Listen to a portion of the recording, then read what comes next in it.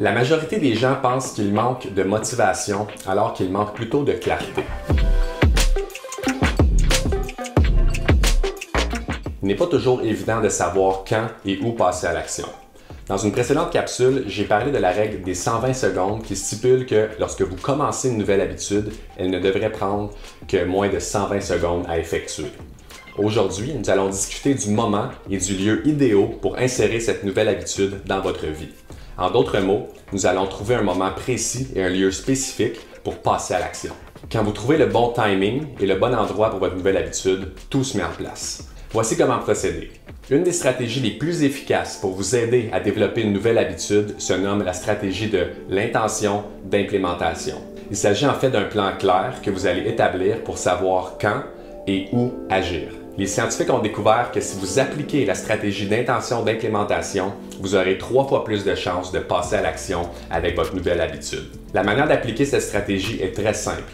Il vous suffit de compléter la phrase suivante. Cette semaine, je vais faire telle habitude à tel moment, à tel lieu.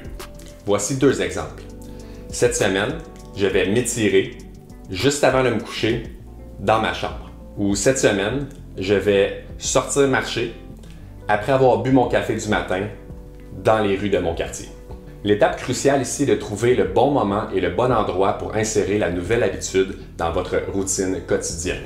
Vous devez trouver le moment qui fait le plus de sens pour vous en fonction de votre réalité. Assurez-vous que votre intention d'implémentation soit précise et claire. Le cerveau humain déteste l'ambiguïté et les incertitudes. C'est d'ailleurs souvent pour cette raison que nous ne passons pas à l'action. Réfléchissez bien au moment où vous avez le plus de chances de réussir.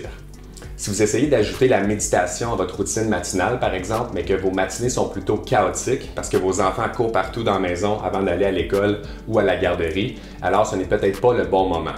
N'essayez pas de faire votre nouvelle habitude lorsque vous êtes susceptible d'être occupé ou distrait ou distraite par autre chose. Plus votre nouvelle habitude sera étroitement liée à un moment précis et à un endroit précis, meilleures sont les chances que vous les remarquiez au moment d'agir.